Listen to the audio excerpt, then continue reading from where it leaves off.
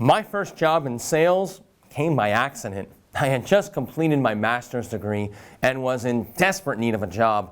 I looked in the paper under sales because I naively thought that I would be good at selling.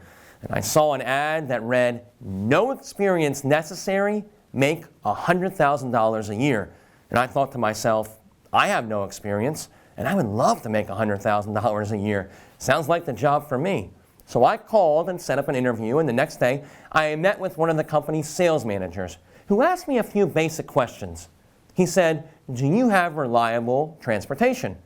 I said yes. Then he asked me, "Do you like people?" I said, "Yeah." He then hired me and told me to come back tomorrow for my first day. When I arrived the next day, I was informed that there was no formal sales training and that I would do a ride-along with Vinny. Now, Vinny had been selling for the company for 3 months, and I was told I was in good hands. And throughout the day, I watched Vinny sell, and he would give me tips. He told me to ask good questions. When I asked him what a good question was, he said it was a question that was about the prospect. By the end of the day, Vinny and I reported back to the sales manager, and he asked Vinny, "Do you think he's ready?" And I knew nothing about selling, and I was sure I was not ready. But Vinny looked at me and then looked at the sales manager and said, "Oh, he's ready." And I said, "What?" And the next day, I was on my own trying to figure out this thing called selling.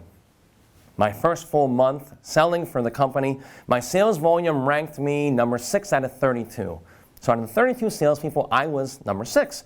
And my success was based solely on my natural ability and some basic techniques that I had learned from reading a few sales books I had bought. After a few months of this, something happened. A large company in the same industry I was in opened a new office in the city I lived. And I called them up because I heard they had a much better pay plan. And they brought me in for an interview. And they hired me, but they put everyone through a week-long sales training. And it was at this sales training that I learned there was a methodology to selling. It was also there that I learned that success in sales was not based on innate ability and that anyone could increase their selling skills through proper training, coaching, and hard work. It was then that I also realized something important. I knew nothing about selling. However, I committed that I would both learn how to sell and practice what I learned so that I can become the best salesperson I could be. That training and my commitment to it literally changed my life. After the training, I began to devour books on selling. I would also constantly talk to my sales managers and try to understand what they did and why they did it.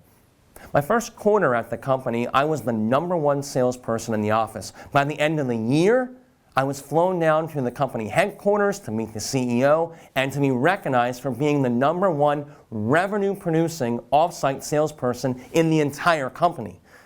And that's why I believe so strongly in sales training. I have seen it transform careers and cause businesses who were on the verge of bankruptcy to flourish. But the first person that I saw sales training transform was me. Thanks for watching. I'm David Hoffeld, CEO and Chief Sales Trainer here at the Hoffeld Group, reminding you, selling is just too important to be based on anything other than proven science.